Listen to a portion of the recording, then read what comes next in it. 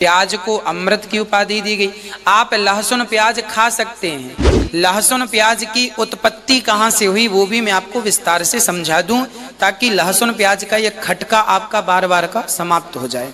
ये है क्या, वो अमृत है क्या प्याज लहसुन? यार बिना इसके कितना सुंदर सुंदर भोग बनता है वृंदावन में सब ठाकुरों को। लहसुन का बहुत ही देखो, औषधि में संखिया का भी प्रयोग है, खाओगे मर जाओगे।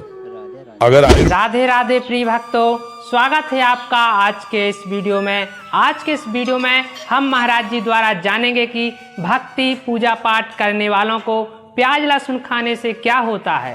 प्याज लहसुन खाना चाहिए या नहीं खाना चाहिए, प्याज लहसुन खाने से भक्ति पर क्या असर पड़ेगा। प्रिय भक्तों, इन सभी प्रश्नों के उत्तर जानेंगे आज के इस वीडियो में। तो प्रिय भक्तों, बने रहिएगा वीडियो के अंत तक। चलिए देखते हैं यह वीडियो। की माला धारण करने के बाद लहसुन प्याज खा सकते हैं? कोशिश करें कि ना खाएं, पर खा रहे हैं तो कोई अपराध भी नहीं है। लहसुन प्याज खाना कोई बुरी बात नहीं है। हाँ, तामसी होता है, इसीलिए लोग लहसुन प्याज को इग्नोर करते हैं। जैसे हमारे यहाँ मतलब यहाँ गौरी गोपाल अन्न क्षेत्र चलता है ना, 3 से 4 हजार लोगों का भोजन यहाँ रोज बनता है, परंतु किसी भी दिन किसी भी प्रकार से लहसुन प्याज का उपयोग यहाँ के भोजन में नहीं किया जाता। क्यों? क्योंकि लहसुन प्याज तामसी होता है।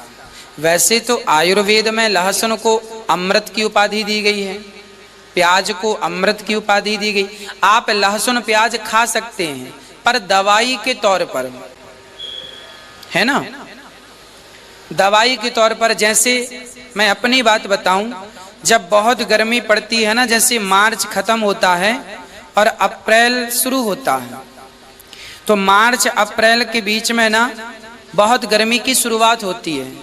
उस समय हमारी दादी, बड़ी माँ, नानी ये कहा करती है कि जेब में प्याज रख लो, थोड़ी सी प्याज जेब में रख लो तो लू नहीं लगती।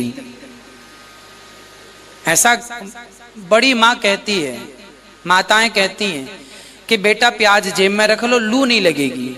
मतलब प्याज की तासीर इतनी ठंडी होती है कि आप गर्मी में, जैसे मजदूर वर्ग है, मजदूर वर्ग को तो प्याज खाना ही चाहिए, क्योंकि उन्हें दिन में काम करना पड़ता है धूप में। तो जो व्यक्ति धूप में काम कर रहा है वो प्याज खाए, पर स्वाद के तौर पर ना खाए, इस भाव से खाए कि मैं दवाई के तौर पे खा रहा हूं, ताकि लू की दवाई है ये लू की दवाई है। कोई पंडित भी है, मैं बताऊं सबकी, यदि कोई साधु भी है, पंडित भी है, कभी लहसुन प्याज नहीं खाता, परंतु कहा जाए, वैद्य जी कहें कि भाई आपको लू लग गई है, जरा सी प्याज नमक के साथ कच्ची वाली खा लो, तो खा लेने में क्या बुराई है, दवाई है वो। प्याज अमृत है, दवाई के तौर पर उपयोग करना चाहिए सबको, पर स्वाद के तौर पर ज्यादा नहीं। अति सर्वत्र वर्जयेत्, ज्यादा खाएंगे तो वो तामसी है, दुर्गंध रहती है प्याज में, है ना, और भगवान को भोग इसलिए नहीं लगती। लहसुन प्याज की उत्पत्ति कहाँ से हुई वो भी मैं आपको विस्तार से समझा दूं, ताकि लहसुन प्याज का यह खटका आपका बार बार का समाप्त हो जाए।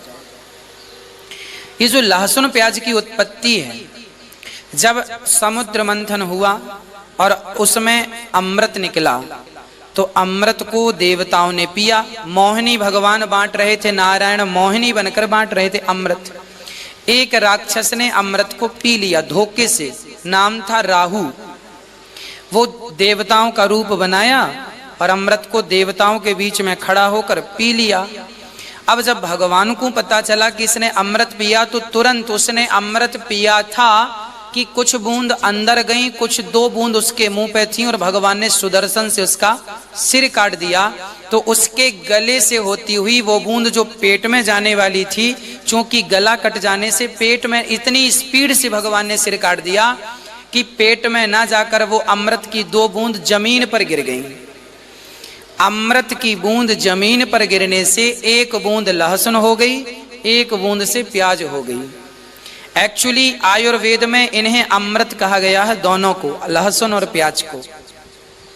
परंतु चूंकि एक राक्षस के गले से गुजरी है तो ये जूठी है, इसीलिए ये भगवान को भोग नहीं लगती, क्योंकि ये एक राक्षस के गले की जूठन है। अमृत भले अमृत है वो, पर है तो राक्षस का जूठन, इसीलिए वो भगवान को भोग नहीं लगती। हाँ, पर अमृत है तो आप और हम दवाई के तौर पर ग्रहण कर सकते हैं, बुराई बिल्कुल नहीं है। आप तुलसी की माला पहने हैं तो भी लहसुन प्याज दवाई के तौर पर ग्रहण, बहुत सर्दी लग रही है तो आप एक काम करिए, जरा सा लहसुन भूंजिए आग में और भूंज करके बच्चों को खिला दीजिए। आप भी जरा लहसुन की 4-6 कली भूंज करके खा लीजिए। सर्दियों में शरीर गर्म रहता है, उससे सर्दी नहीं लगती, जल्दी बीमार नहीं पड़ता आदमी।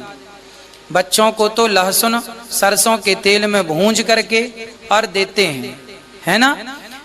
सर्दियों में तो बच्चों को लहसुन की माला बना के मम्मी पहना देती है। तो ये सब दवाई के तौर पर उपयोग होना चाहिए, स्वाद के तौर पर उपयोग वर्जित है। तो आगे जो चाहत है वो पूरी हो जाएगी। अगर 100% में 10% भी मन काबू में आ गया है तो बहुत बड़ा आपने युद्ध हासिल कर लिया, विजय प्राप्त कर ली, क्योंकि अनंत जन्मों से सदैव मुझे हराता रहा है। आज वो 10% हमारे कब्जे में आ गया है। 10% भजन में लगने लगा ना, बहुत बड़ी बात कर ली। धीरे धीरे परसेंट बढ़ाते चले जाइए।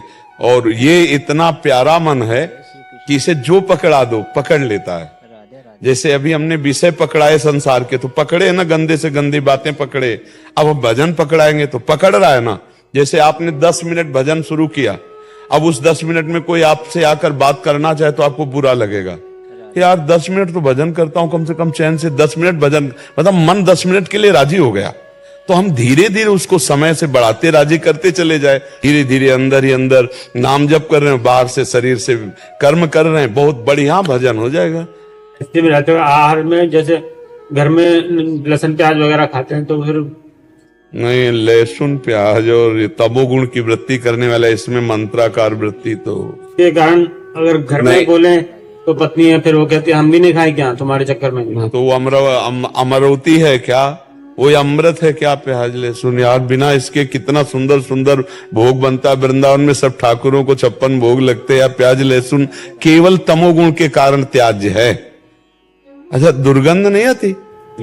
आती ना दुर्गंध। मतलब एक आदमी अगर प्याज लहसुन खा के ऐसे बात करे तो सामने से दुर्गंध आती है।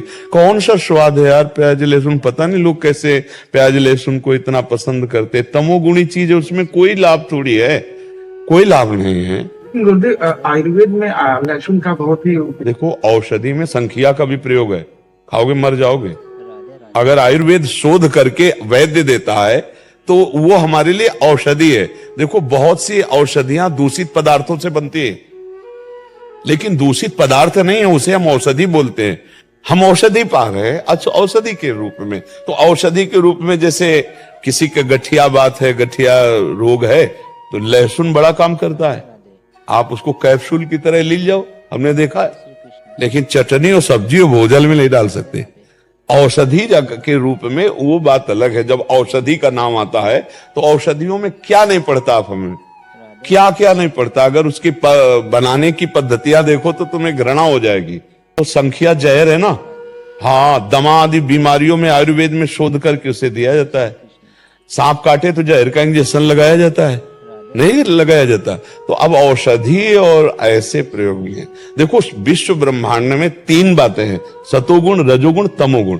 अब हमको भजन करने के लिए सात्विक वृत्ति चाहिए, निर्मल मति चाहिए, तो हमको रजोगुण या तमोगुणी आहार त्यागना पड़ेगा। बस बात इतनी है। अच्छा, वही जगह आलू होती है, वही जगह प्याज होता है, वही जगह मतलब गाजर होती है, वही जगह लहसुन होता है। खेती में अपने लोग किसान के तो सब देखा है। ये खेत है आलू का, ये खेत है प्याज लहसुन का, ऐसे खूब खेती होती है, बिल्कुल पवित्र भूमि में होती है। लेकिन वो तमोगुणी है। बस इस बात, वो केवल इसलिए कि तमोगुण पैदा होता है हमारे भजन में विरोधी, इसलिए उसे नहीं पाया जाता। तो अब लहसुन प्याज के बिना भी बढ़िया यार जीवन जिया जा सकता है, पूरी जिंदगी हो गई। तो अब ये कि जवान को जैसा आप स्वाद दे, तो भाई देखो स्वाद अगर पकड़ लिया प्याज लहसुन का तो फिर कैसे बनेगा। बहुत से लोग ऐसे हैं जो भ्रम में फंस करके अपने जीवन को नष्ट कर रहे। अरे हम कह रहे पनीर खाओ, प्रोटीन आए, गाय पालो, उसकी सेवा करो, थोड़ा दूध बछड़े को पिलाओ, थोड़े दूध का तुम प्रयोग करो, देखो अपने आप स्वस्थ हो जाओगे। अब सेवा करनी नहीं हो, ऐसे कह दो कि अंडे से प्रोटीन, कौन प्रोटीन वाला कितनी दिन बलवान बना रहेगा। शरीर तो नाशवान है, अपराध तो बनी रहा है, जीव तो उसमें है ही है, चैतन्य तो है ही है। अब देखो छोटे छोटे नहीं निकलते चूजा उसके, तो जीव नहीं उसमें। हाँ तो क्या मूली में जीव नहीं है, क्या गाजर में जीव नहीं, क्या आलू में जीव नहीं, उखाड़ के फेंक तो सूख जाएगा। जो जिसके लिए निर्धारित कर दिया गया, हम मनुष्य हैं, हमारे लिए निर्धारित किया गया सब्जी फल फ्रूट अन्न विविध प्रकार के। राक्षसों के लिए वो राक्षसी भोजन है, हिंसक पशुओं के लिए वो भोजन, अपने लिए नहीं। तो अपने जब भगवत मार्ग में चल रहे हैं तो अपने को बचना चाहिए, समझाना चाहिए, पत्नी को समझाना चाहिए, और ना समझे तो फिर जहां तक हो अगर नियमावली ले लो कि आप बनाओ सब्जी खाओ, हम सब्जी नहीं पाएंगे, हम नमक रोटी खाएंगे, भगवान का भजन करना, हम नमक रोटी खा के पूरी मेहनत, अभी सब ठीक हो जाएंगे। नहीं, हम नहीं पा सकते। हम नमक रोटी पा लेंगे, दही रोटी पा लेंगे, दूध रोटी पा लेंगे, लेकिन जिसमें प्याज पड़ा है, लहसुन पड़ा है, तो अलग बना के देने को तैयार है, वो कहती तुम्हारे लिए अलग बना। तो बढ़िया है, फिर क्या अलग बनाओ खाओ, बढ़िया है भोजन। भजन करने के लिए थोड़ा सात्विक भाव तो चाहिए। भजन मार्ग में तो थोड़ा दुख सहना पड़ेगा, जबान को संभालना पड़ेगा। एक तुम खुद नहीं चाहते हो कि लहसुन की चटनी और प्याज वाली चौक वाली सब्जी के, क्योंकि जो ऐसी पाता है, तो हम आपको बताए ना, चाहे जितनी बढ़िया दाल सब्जी हो, फिर उसकी जबान में अच्छा नहीं लगेगा। तो कोशिश करो, जैसे विद्यार्थी हैं, नौकरी पेशा वाले हैं, हम उनको ज्यादा इस बात पर जोर नहीं देते कि आप प्याज लहसुन मत खाइए। विद्यार्थी हैं, कहाँ पढ़ने जाना पड़े, नौकरी वाले हैं, कहाँ कहाँ जाना पड़े, अब आर्मी में है, कोई कहीं है, कोई लेकिन यदि आप रह सकते हो तो मत खाओ। प्याज लहसुन खाना पाप नहीं है, पर दोष है, तमोगुणी है। उस तमोगुणी वस्तु का त्याग करके भजन में बढ़ा जाता है। अब नौजवान जैसे नौकरी पेशा वाले, अब उनको यह शिक्षा दो तो घूमते ही रहेंगे, भोजन ही नहीं मिलेगा। प्राय हर जगह जहां भी किचन है वहां ये आजकल सब पड़ता है, लेकिन जिनकी सुविधा है कि वो बिना खाए चल सकता है तो फिर चला लेना चाहिए। हमारी राय यही है कि अगर ऐसा आपका जीवन है कि आप बिना खाए रह सकते हैं प्याज लहसुन, तो फिर आप ऐसा करें, क्योंकि वो सात्विक है और भगवान का भोग प्याज लहसुन डालकर नहीं लगता है। हाँ तो प्रिय भक्तों, गुरुजनों का यह वीडियो आपको कैसा लगा कमेंट बॉक्स में अपनी राय जरूर देना। अगर वीडियो पसंद आया हो तो कृपया वीडियो को लाइक एवं चैनल को सब्सक्राइब जरूर कर लेना। चलिए चलते हैं, अगले वीडियो में फिर मिलेंगे। तब तक के लिए जय श्री सीताराम, जय श्री राधे श्याम।